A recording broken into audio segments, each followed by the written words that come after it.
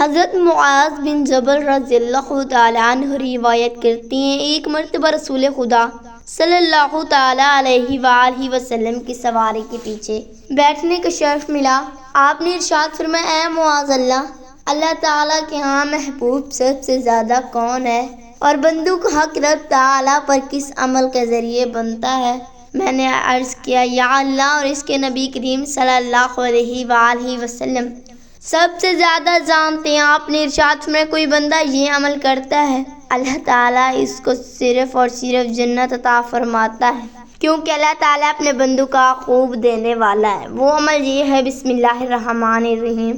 محترم ناظرین، حضرت جابر بن عبداللہ رضی اللہ تعالیٰ عنہ سے روایت ہے، انہوں نے کہا، ہم حضور نبی کریم صلی اللہ علیہ وآلہ وسلم کی خدمت میں حاضر تھے جب ایک انصاری آیا اور اس نے عرض کیا، یا رسول اللہ صلی اللہ علیہ وآلہ وسلم، میرا ایک بیٹا ہے جو چھت پر رینگتے ہوئے پر نالے پہ جا کر لٹک گیا ہے، آپ دعا فرمائیں کہ اللہ تعالیٰ اس کے ہمیں کو بیٹا عطا فرما دے۔ آپ صلی اللہ علیہ وآلہ وسلم نے فرمایا، وہاں موجود صحابہ سے ارشاد فرمائے، ہمارے ساتھ چلو۔ حضرت جابر رضی اللہ تعالیٰ عنہ نے کہا، میں بھی آپ کے پیچھے پیچھے چلا تو میں نے ایک بہت بڑا معاملہ دیکھا۔ آپ صلی اللہ علیہ وآلہ وسلم نے اس بچے جیسا ایک اور بچہ چھت پر لاؤ، تو لوگوں نے ویسا ہی ایک بچہ بلوایا۔ اس بچے نے دوسرے بچے سے سرگوشی میں کوئی بات کی تو دوسرے نے بھی اس کے ساتھ اسی طرح بات کی۔ پھر وہ بچہ رینگتا ہوا آیا، یہاں تک کہ اس کے والد نے اسے پکڑ لیا۔ حضور اقدس صلی اللہ علیہ وآلہ وسلم نے ارشاد فرمایا، کیا تم جانتے ہو کہ اس بچے نے اس بچے سے کیا کہا؟ انہوں نے عرض کیا، اللہ تعالیٰ اور اس کے رسول صلی اللہ علیہ وآلہ وسلم سب سے زیادہ جانتے ہیں۔ آپ نے ارشاد، اس نے کہا کہ تم کیوں اپنی جان کو ضائع کرنے پر تلے ہو؟ اس نے کہا، اپنے گناہوں کے ڈر سے۔ اس نے کہا، ہو سکتا ہے کہ تجھے پاکیزگی نصیب ہو جائے۔ حضرت جابر بن عبداللہ رضی اللہ تعالیٰ عنہ فرماتے، ایک مرتبہ ہم ہیرا کے دامن میں آئے تو سامنے سے ایک اونٹ آیا جو حضور صلی اللہ علیہ وآلہ وسلم سے گریزاری کرنے لگا، تو آپ صلی اللہ علیہ وآلہ وسلم نے فرمایا، کیا تم جانتے کہ اس اونٹ نے کیا کہا؟ صحابہ نے عرض کیا، اللہ تعالیٰ اور اس کے رسول صلی اللہ علیہ وآلہ وسلم سب سے زیادہ بہتر جانتے ہیں۔ حضور صلی اللہ علیہ وآلہ وسلم نے ارشاد، یہ اونٹ میرے پاس ہے اور کہنے اپنے مالک کے معاملے میں مجھ سے مدد مانگتا ہے۔ یہ اونٹ سمجھتا ہے کہ یہ سال ہر سال اس کی خدمت کرتا رہا، یہاں کو تک یہ کھجلی والا لاغر اور بوڑھا ہو گیا، تو اب وہ اسے ذبح کرنا چاہتا ہے۔ آپ نے فرمایا، جب اس اونٹ کے ساتھ اس مالک کے پاس جاؤ اور اسے میرے پاس لے آؤ۔ حضرت جابر نے عرض کیا، مجھے اس مالک کے بارے میں معلوم نہیں۔ آپ نے ارشاد میں، یہ اونٹ تمہیں اپنے مالک تک نشاندہی کرے گا۔ حضرت جابر رضی اللہ تعالیٰ عنہ کہتے ہیں کہ وہ اونٹ آزادانہ طور پر میرے آگے آگے چلتا رہا، یہاں تک کہ وہ بنی خطمہ کی مجلس میں پہنچ کر رک گیا، تو میں نے کہا کہ اس اونٹ کا مالک کون ہے؟ ان لوگوں نے کہا، فلاں ابن فلاں ہے۔ چنانچہ میں اس کے پاس گیا اور اسے کہا کہ تم رسول صلی اللہ علیہ وآلہ وسلم کی خدمت میں حاضر ہو جاؤ۔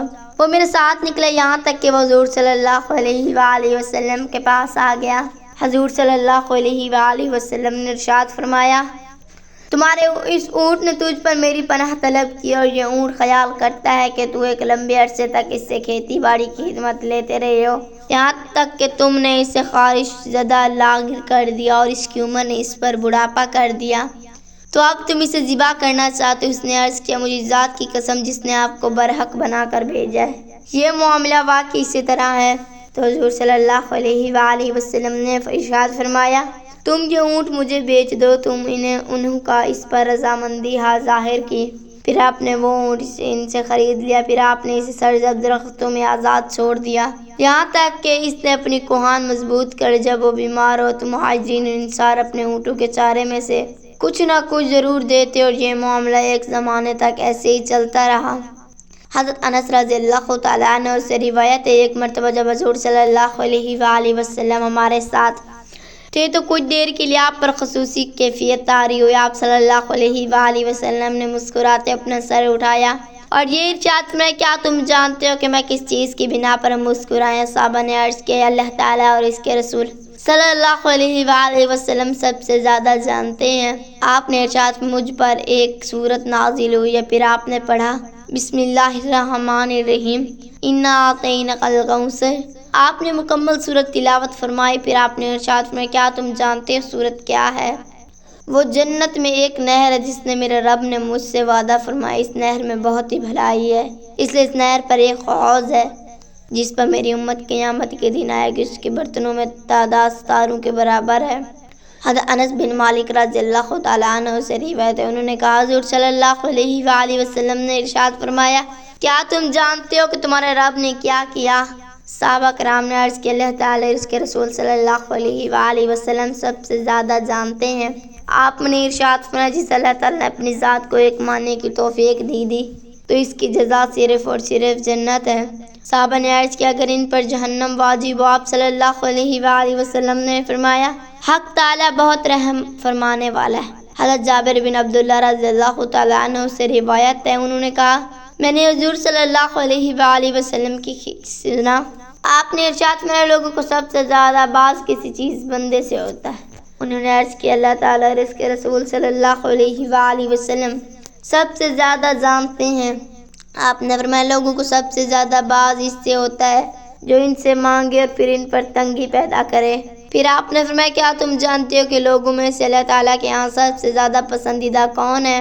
صحابہ نے عرض کیا اللہ تعالیٰ اور اس کے رسول صلی اللہ علیہ وآلہ وسلم سب سے زیادہ جانتے ہیں۔ آپ نے فرمایا لوگوں سے اللہ تعالیٰ ہاں سب سے محبوب وہ ہے جو اللہ تعالیٰ سب سے زیادہ مانگنے والا اور مانگنے سے بہت زیادہ اصرار کرے۔ اللہ تعالیٰ ملائکہ سے ارشاد فرمایا میری ملائکہ دیکھو یہ بندہ کتنے عاجزی سے مجھ سے مانگ طلب کر رہا ہے، یہ جانتا ہے کہ میں اس کا رب ہوں اور میں ہی ان کی طلب پوری کرنے والا ہوں، تم گواہ ہو جاؤ میں نے ان کی یہ طلب پوری کر دی۔ صحابہ کرام رضوان اللہ تعالیٰ علیہم اجمعین نے کہا اللہ تعالیٰ اور اس کے رسول صلی اللہ علیہ وآلہ وسلم نے سچ فرمایا۔ حضرت معاذ بن جبل رضی اللہ تعالیٰ عنہ سے روایت ہے، انہوں نے کہا ایک مرتبہ میں حضور صلی اللہ علیہ وآلہ وسلم کے پیچھے سواری پر سوار تھا، آپ نے ارشاد فرمایا اے معاذ جب تم تنہائی میں میرے ساتھ ہو تم مجھ سے کچھ پوچھتا کیوں نہیں؟ میں نے عرض کیا اللہ تعالیٰ اور اس کے رسول صلی اللہ علیہ وآلہ وسلم سب سے زیادہ جانتے ہیں۔ آپ نے ارشاد کیا تو جانتا ہے کہ اللہ تعالیٰ کا بندوں پر کیا حق ہے؟ میں نے عرض کیا اللہ تعالیٰ اور اس کے رسول صلی اللہ علیہ وآلہ وسلم سب سے زیادہ بہتر جانتے ہیں۔ آپ نے ارشاد میں اللہ تعالیٰ کا بندوں پر حق یہ ہے کہ بندے اس کی عبادت کرے اس کے ساتھ کسی کو شریک نہ ٹھہرائیں۔ پھر آپ نے ارشاد فرمایا کیا تو جانتا ہے کہ جب وہ ایسا کرے تو بندوں کو اللہ تعالیٰ پر کیا حق ہے؟ صرف اور صرف اللہ تعالیٰ ان کو جنت عطا کر دے۔ اللہ تعالیٰ سے دستے دبگیر زاری سے دعا کرتی ہوں میرے تمام مسلمان بہن بھائیوں کو مرتے وقت کلمہ محمد صلی اللہ تعالیٰ علیہ وآلہ وسلم نصیب فرمائے، آمین یا رب العالمین۔ ناظرین کمنٹ باکس میں اللہ تعالیٰ کے 99 ناموں میں سے ایک نام ضرور ٹائپ کریں۔ شکریہ۔